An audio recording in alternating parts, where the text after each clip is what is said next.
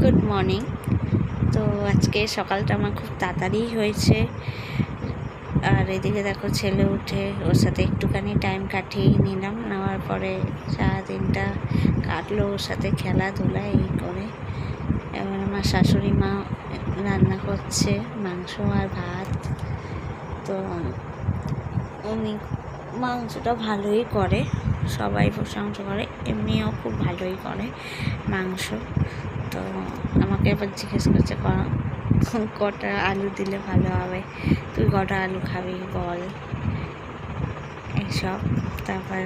তারপর আমি সন্ধেবেলার দিকে একটু বার হলাম তোমার দাদাভাইকে নিয়ে, একটু দই ফুচকা খেতে গেলাম।